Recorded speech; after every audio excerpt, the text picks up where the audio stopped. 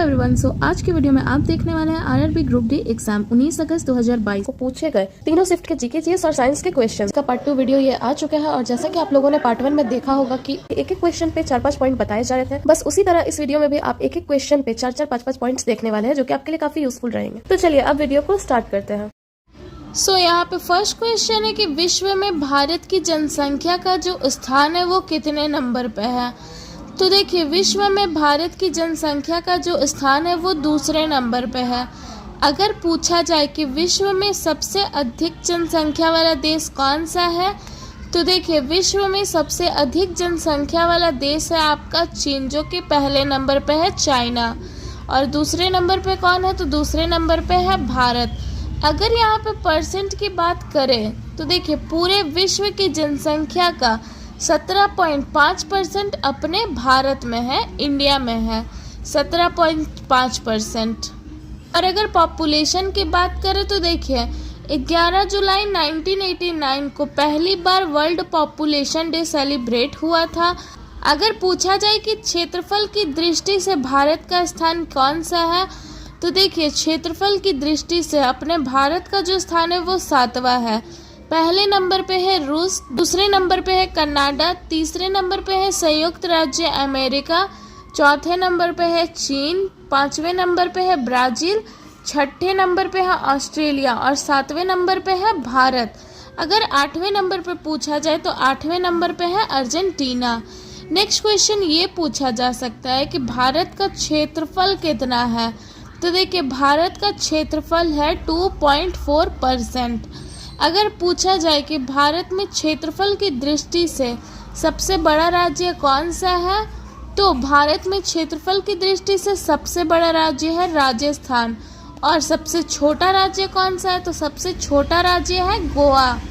अगर जनसंख्या की दृष्टि से पूछा जाए तो जनसंख्या की दृष्टि से सबसे बड़ा राज्य है उत्तर प्रदेश, यूपी। और सबसे कम जनसंख्या की दृष्टि से है आपका सिक्किम राज्य। तो इन सभी चीज़ों को आप लोग याद रखें, क्योंकि देखिए 2011 के जनगणना के अनुसार ये सब भी पूछा जाता है।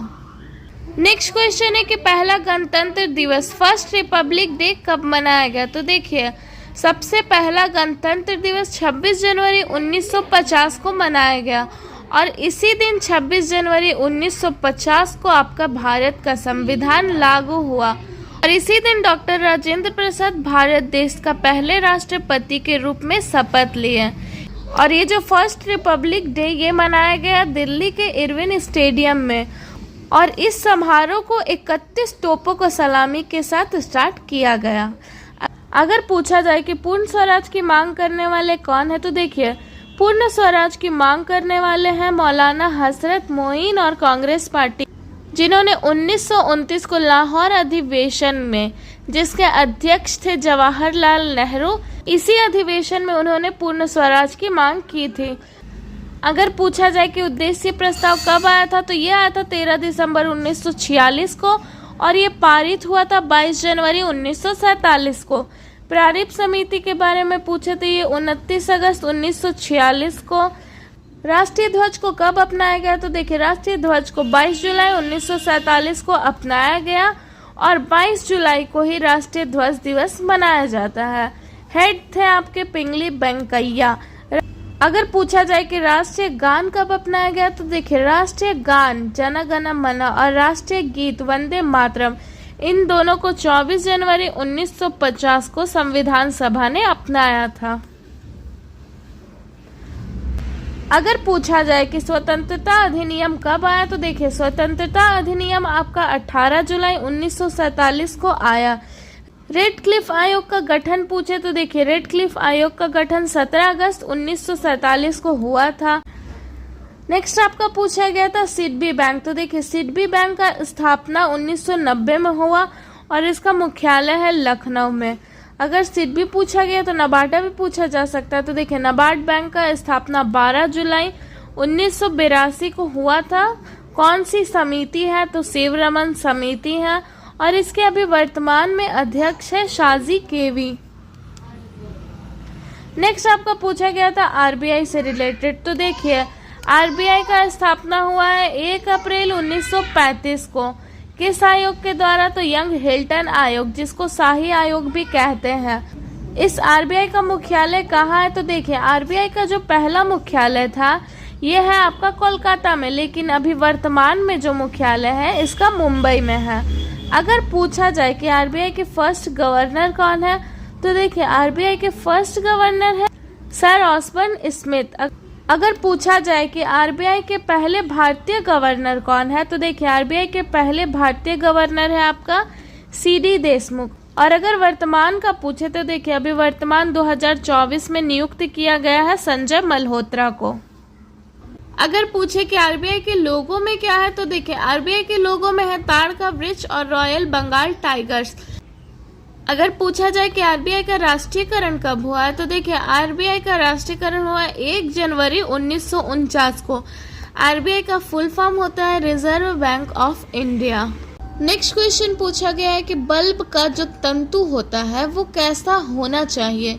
तो देखिए बल्ब का जो तंतु यानी कि जो फिलामेंट होता है ये टंगस्टन का बना होता है और इसका जो गलनांक होता है ये काफ़ी अधिक होता है। देखिए कोई भी बल्ब ऐसे रहता है और इसके अंदर ऐसा बना रहता है और इसमें काफ़ी पतला सा तार लगा रहता है जिसको यहाँ पे फिलामेंट बोलते हैं। ठीक है, जब यहाँ से इलेक्ट्रिसिटी दिया जाता है तो ये तार जो फिलामेंट है ये गर्म हो जाता है और ये हीट भी देता है और प्रकाश भी देता है।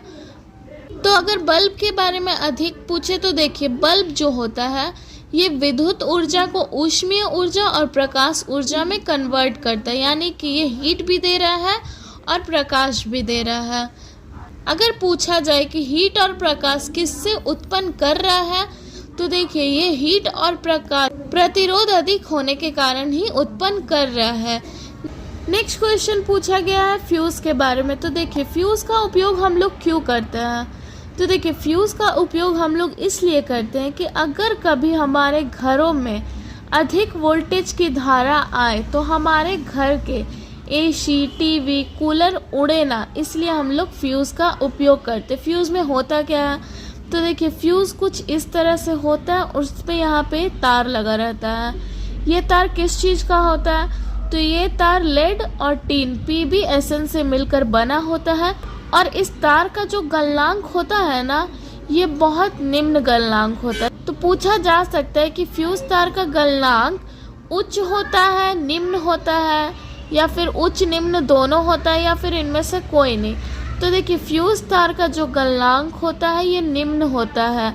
और वहीं आपका बल्ब में हम बताएं कि बल्ब में जो टंगस्टन धातु का उसमें फिलामेंट बना होता है उसका गलनांक बहुत उच्च होता है। तो देखिए इस फ्यूज को लगाने से क्या होता है, तो हम लोग के घर में कितना भी वोल्टेज आए, अप हो डाउन हो, कभी कभी होता है ना अचानक से बहुत ज़्यादा वोल्टेज बढ़ गया, कभी कभी पूरा डिम हो गया, तो उसमें जितना भी इलेक्ट्रिक का सामान होगा ना वो खराब नहीं होगा। होता क्या है देखिए हम लोग के घर में ये फ्यूज जो होता है हर स्विच बोर्ड में लगा रहता है और इसका कोई ऑन ऑफ करने का स्विच नहीं होता, ये करंट से डायरेक्ट जुड़ा होता है। जैसे ही लाइट आता है इसमें आ जाता है। तो अगर कभी ज़्यादा वोल्टेज आया तो ये जो फ्यूज तार है ये तुरंत टूट जाएगा या फिर ये गल जाएगा और वोल्टेज जो है वो आगे नहीं जाएगा। तो इसका यही काम है। नेक्स्ट क्वेश्चन आपका पूछा गया था पीएच मान से रिलेटेड। तो देखिए पीएच मान देने वाले कौन है? तो पीएच मान देने वाले हैं सोरेनसन और पीएच स्केल में 0 से लेके 14 तक इसका मान होता है। 0 से 7 तक आपका एसिड रहता है अम्ल जो नीले लिटमस को लाल कर देता है। इसका ट्रिक है अनीला ये नाम भी होता है। और 7 से 14 तक आपका रहता है बेस क्षार रहता है जो लाल लिटमस को नीला कर देता है। तो ये आपका हो जाएगा ट्रिक से छलानी, ये अनीला हो जाएगा, ये छलानी हो जाएगा। अगर पूछा जाए कि रक्त का पीएच मान कितना होता है तो रक्त का पीएच मान होता है 7.4 और यही आपका अम्लीय वर्षा एसिड रेन का पीएच मान होता है 5.5। तो इस चीज को भी आप लोग याद रखना। नेक्स्ट क्वेश्चन है आपका संविधान संशोधन से संबंधित। तो देखिए अभी वर्तमान में जुलाई 2025 के रिकॉर्ड के अनुसार भारत में कितने संविधान संशोधन है? तो भारत में 106 संविधान संशोधन है जिसमें 99वां संविधान संशोधन रिजेक्ट हो गया है, यानी कि ये निरस्त हो गया है। और ये जो आपका 99वां संविधान संशोधन है ना, ये नेशनल जुडिशियल अपॉइंटमेंट कमीशन का गठन से संबंधित है, यानी कि राष्ट्रीय न्यायिक नियुक्ति आयोग से संबंधित था। इसको सुप्रीम कोर्ट ने निरस्त कर दिया।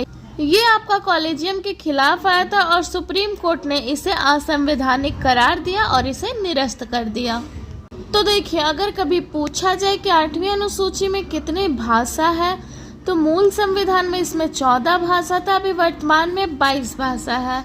अगर पूछा जाए कि संविधान में भाग कितने हैं, तो मूल संविधान में 22 भाग था, अभी वर्तमान में है 25 भाग।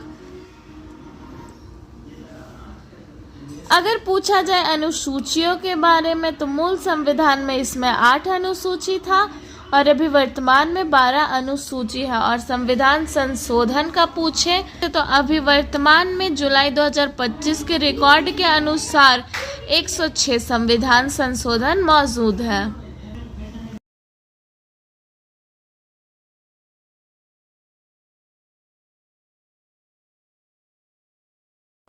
आज के वीडियो में बस इतना ही। मिलते हैं न्यू वीडियो में न्यू टॉपिक के साथ।